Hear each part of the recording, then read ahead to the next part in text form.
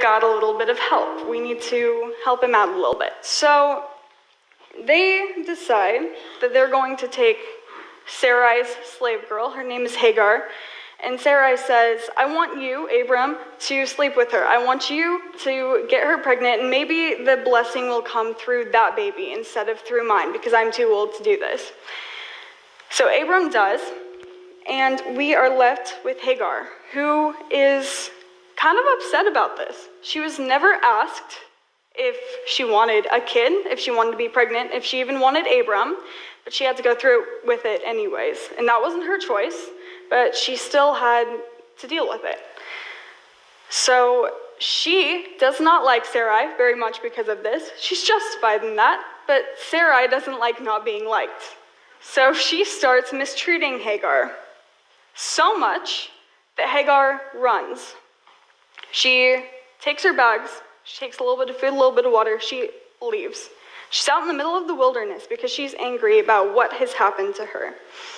And while she's out in the middle of the wilderness, she has no plan. She doesn't know where she's going. She just knows that where she wasn't right. And she gets so angry at the world because of what it has done to her that she decides that the alternative, that being lost, being hungry, being thirsty, being lost to the point of divine intervention, and being bitter at the world, this is still better than the alternative. An angel of the Lord appears to her and says, where are you coming? Or where are you going? And where did you come from? It's Cotton Eye Joe moment. And her response is pretty interesting to me because she looks at this angel of the Lord and she just says, I'm running from Hagar. She doesn't say where she's going. She hasn't thought that far out yet. She still has no idea what she's doing. She just knows that what was happening back there wasn't right, and she didn't deserve that. We're really good at that. We're really good at looking at what has happened to us and being angry about it. We're really good at leaving when things don't go our way. Now, I'm going to tell you a story about my dog. I don't have a picture of this dog because first of all, I don't have a picture because this was a later addition to the sermon. I also don't have a picture because I don't like this dog. He's not my favorite dog. His name is Rocky. He is like about yay big, and they told us he is part pug, part rat terrier, but he's bigger than a rat terrier, and he's just like a chunk. Like he's just like very dense.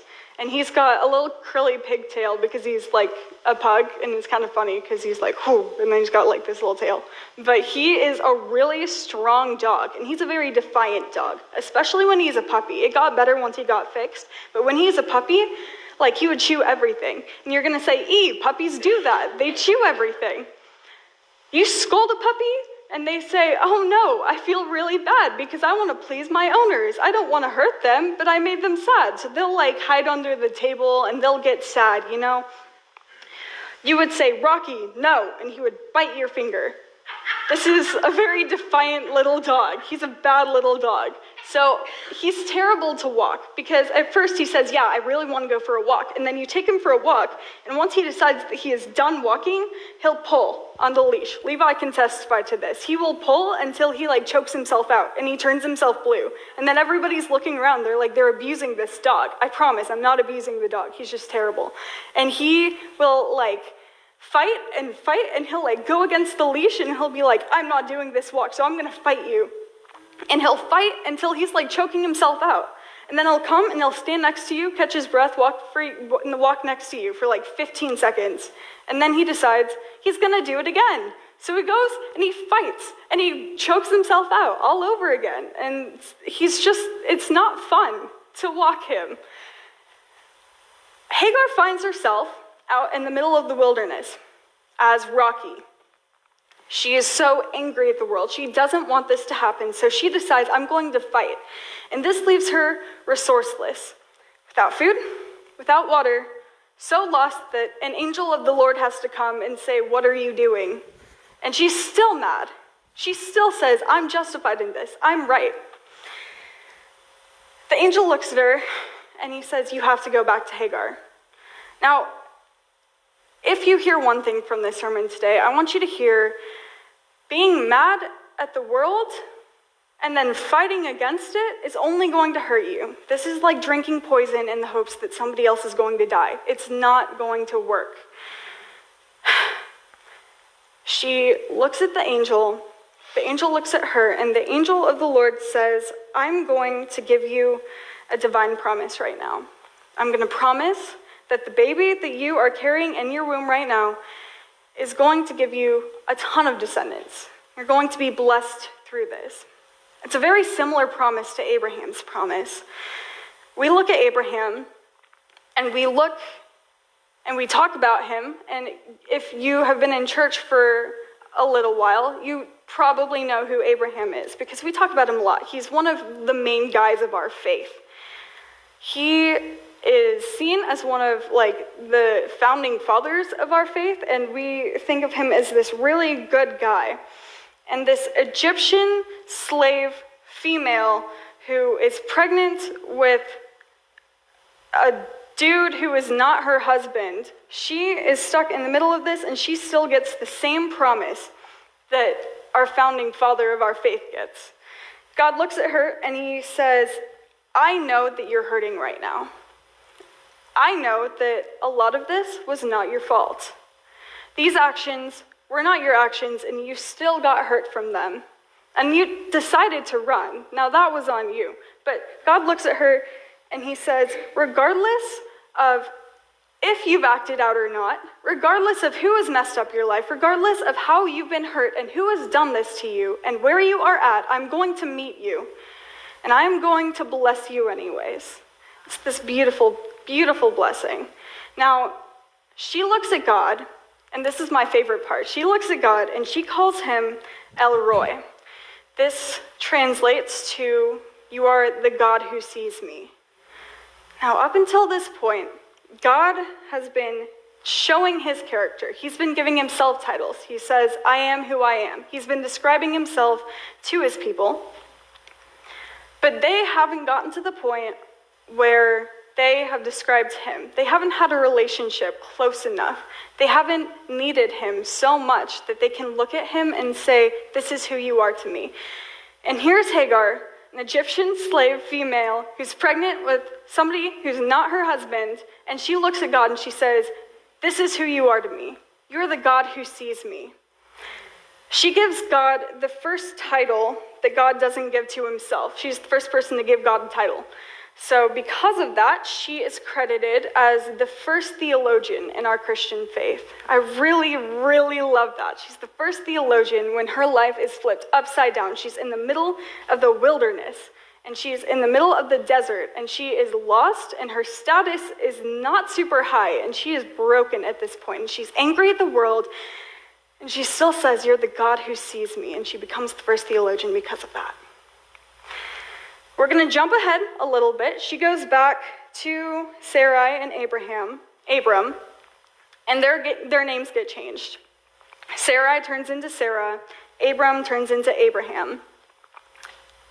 And they have a baby together. Actually, Hagar's name doesn't change. It stays Hagar. Do you want to know what Hagar means?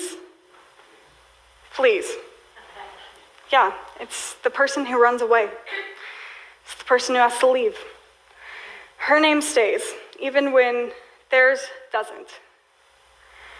Now, they have a baby together, Sarah and Abraham, my goodness, getting mixed up. They do have a baby together, and they name him Isaac. She names her baby Ishmael, and he's probably about 14 or 15 at this point. How many of you were siblings? Raise your hand. All right, how many of you are older siblings? I'm an older sibling. All right, I've got some older siblings. Regardless, okay, I think that older siblings are meaner, but I think that all siblings are terrible. They're terrible to their siblings. I'll give you an example. When I was probably 8, I locked my brother outside at night in the February cold, and it was 4 hours before my parents figured out, and they brought him inside. I hear all these horror stories about my roommate whose sister locked her in a closet for 2 days. Josh, my brother, he's 15, and I cannot tell you how many times he has used up all of the Cocoa Puffs and put the empty box back in the pantry. Who does that? And then I'm like, I want Cocoa Puffs. I pull it out, empty box. Terrible. Yeah, absolutely terrible.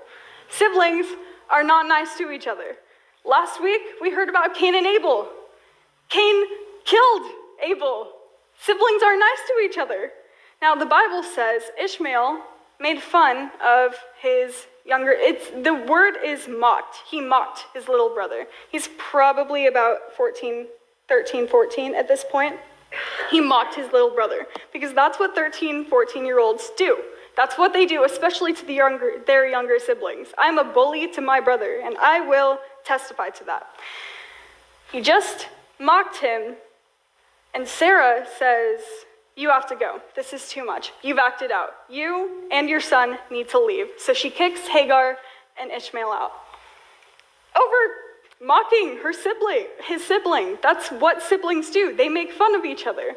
Now, I will say, I think that we often have the tendency to look at people and to say, I don't like you, but I don't know why I don't like you yet. And we'll look at them and we'll wait and we'll prey on their downfall. And we'll just watch every move that they do. And the second they trip up, we say, you messed up. I'm justified. I'm justified in not liking you. And we will just dismiss them from our lives because of this. Even if they didn't do anything in the first place, we're going to wait until they did something to us. We get bad vibes from somebody, and we wait. And we watch them until we can kick them out of our lives altogether. I'm guilty of this. I'm not preaching to you guys. I'm also preaching to myself. She waits and she watches, and the second that her son makes fun of his sibling, she kicks them out into the wilderness. So here Hagar is. She is in the wilderness once again. She has to flee once again. She's exiled, but this time it's not a self-exile. She's been here before. She is hurt. She's justified in her hurt. It hurts. She is out in the wilderness, and Abraham sends her with a little pack of food and a little pouch of water and says, good luck. Doesn't give her a game plan, doesn't say, go to this city. Somebody here will help you. He just says, you're out in the wilderness. Good luck. Sends her out into the desert. Now, she runs out of food. She runs out of water, and she looks at her son who's about to die of thirst, and she says, I can't do this. I can't watch my son die. She finds a bush, she puts him under it, and she leaves. She walks away. The Bible says she went about a bow shot away. I don't know how far you can shoot a bow. I'm guessing it's like not miles, but she goes a little bit away, and she just turns away because she can't watch her son die. Kid's crying. She's probably crying at this point too because mama bears get emotional. That's what I've noticed is moms want to help their kids, and when they can't, it breaks their heart.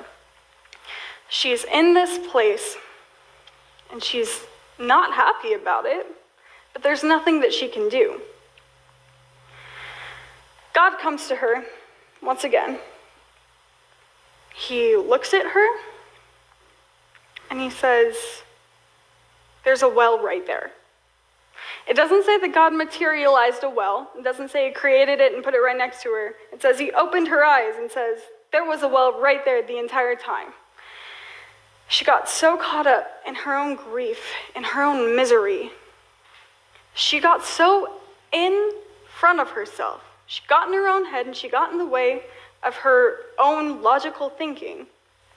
And she couldn't see the well. She couldn't see the thing that was going to save her was right under her nose, right next to her. She just couldn't see it. And it took God to come to her and say, it's right there. And it's been there the entire time. I'm going to tell you a quick story. I do have a picture of this one. If you'll throw up the picture of my dog.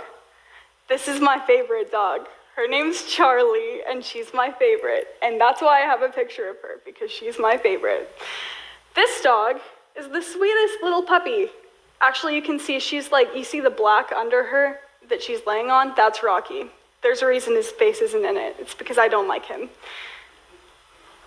This is Charlie, and it's a really interesting story how we got her. Rocky is such a hassle to walk that my 10-year-old self wanted to make a bet with my parents. I really wanted a dog, and I really didn't want Rocky. I wanted my own puppy. And so my parents said, okay, we will get you a dog, because they didn't realize I was stubborn at this point. I was a 10-year-old, but I was very feisty. And they said, we'll get you a dog if you will walk Rocky every single day. Like, I'm talking, it has to be at least for half an hour. And he has to go out, whether it is raining, whether it's sunshiny, whether it's like, if it's a hurricane, you have to walk this dog. And I went, bet. So I walked this dog. Rocky's not fun to walk because I told you he pulls, he chokes himself out. But he also, if it's raining, he'll cry if he's not under the umbrella. But he won't walk next to me, so I don't get the umbrella. I have to walk this dog and get myself soaked while I'm holding the umbrella over this dog so he doesn't cry about it. He's not fun to walk, but I did it. We went to the pound, and the Mizar family is a pound family because we want to help animals that need a home, And so we went, and there was this scene. Picture this in your minds. We are at this pound, and it's an outdoor pound, and it's concrete, and it's 10 to 15 dogs in a single kennel, and it's not much space, and they are not getting enough food. They give a little bit of food, and then the dogs that can push ahead and eat will eat, and the dogs that kicked out, they're not gonna eat because they don't give enough food. Not enough water, they're all super malnourished, and they're walking in their own urine and feces. And it's just a horrible thing. And I'm I need to rescue something from here because none of these dogs deserve this. We go over to this cage, this kennel, and all these dogs are barking, and then there's just this one who puts her paws on the fence, and she puts her paws and crosses them like this and just looks up and wags her tail. And she's got this little floppy-eared chihuahua right here, and she's just looking up at me, and she's just smiling, and I'm I have to meet this one. So we bring her out, we play with her for a little while, and I'm okay, I need to take this one home. Ask me about her later. She actually has a pretty crazy story. But anyways, this one, Charlie, she is my favorite. She's the sweetest dog, and I think it's because she had gone through such terrible circumstances, and so it kind of made her appreciate people who feed her. But she really loves treats, like all dogs do. But she's really smart. She's really smart because we have 3 dogs. We have Rocky and Charlie and then Tiger, who actually is Charlie's daughter. And when we get treats, they all line up and we give them each a treat.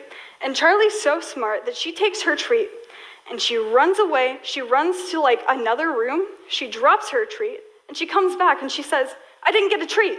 Why didn't you give me a treat? I need a treat. And she'll just sit there and she'll give pretty little puppy dog eyes and these little sad eyes. And she'll be I need a treat.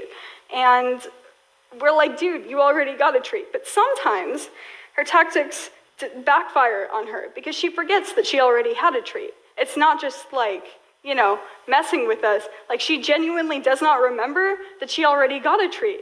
And so she'll sit here and she'll whine and she'll cry and say, you gave these people a treat. Why did you give them a treat and not me? I want a treat too. I deserve a treat. And we have to pick up the treat from the other room and say, it's right here. Give it to her. Put it in front of her face. This is your treat. I already gave you a treat. It's right here for you. Hagar is out in the middle of the wilderness. And this time she's not Rocky. She's Charlie. She says, you promised the blessing to Abraham. You gave him a blessing. Where's my blessing? You promised me a blessing. And he says, I can almost hear God saying, dude, if you're going to have many descendants, then your one descendant needs to reproduce. It's not logical for him to die because that means that the promise won't be fulfilled, and I don't break my promises. See, she was so caught up in her own pain. She was so caught up in everything that she had been through that it clouded her mind, And she couldn't think about how this wasn't even a logical situation. Now, I'm not saying that God's plans always make sense to us. However, I am saying if God's going to have descendants come, then your one descendant has to have more descendants. So she's convinced that he's about to die and she can't watch her son die. And he says, the blessing was right next to you. The thing that's going to save you, this well has been sitting right next to you the entire time. She sits here and asks, where's my treat? And he says, right here. You all get treats, don't worry. It's okay. I'm not going to forget you. See, God takes her messy life and this broken life, this life that has been so corrupted by other people. And he still says, even though you weren't part of the original blessing, even though this wasn't my original plan, that doesn't mean I can't work with it. Even though this wasn't the original plan, this doesn't mean that I can't still bless you. No matter what you've done, no matter what other people have done to you, I still have something for you, and it's still going to be really cool. God leads her to this well. She gives some water to her son. He survives. They make it. They go to a different city. He finds a wife. They reproduce. She gets lots of descendants. God carries through on his promise, like he always does. I'm wondering, and this is just a maybe, but I'm wondering if we can sometimes get so caught up in our hurt and our grief that we can't even see the blessings around us. I wonder if we completely miss the wells because we're in so much pain. Now, I do have to say, when you're in a lot of pain, it is important to mourn. It is important and biblical to grieve. You have to feel your emotions. That is very, very important. Whether they're good or bad, you have to feel those emotions. But I also wonder, when we're going through hard times, are there blessings that we're missing? Are there wells right next to us? And the wonderful thing is, I often get so caught up in my own tunnel vision, just the one-tracked mind, and I can't see anything around me. But I serve a God who shows me the big picture. I serve a God who says, there's a well, look 40 feet that way, there's a well right there. I serve a God who doesn't say, sorry, you threw away your treat. He picks up the treat and he says, here, and he puts it in front of my face because sometimes I'm too dumb to even remember that he gave me a treat. And he says, no, here's a treat right in front of you. Here's a well right in front of you. I'm going to invite the worship team to come back up. I wonder if sometimes we can get so caught up in our own head and we try to compare our lives to other people and we say, my pain's worse, when sometimes pain is the very thing that makes us human. But I wonder if there are blessings too. Blessings are also the thing that makes us human. Blessings are the things that God wants to give to us, no matter how screwed up our life is. God is so willing to work in your life, but you have to say, I'm going to allow you. You have to accept that.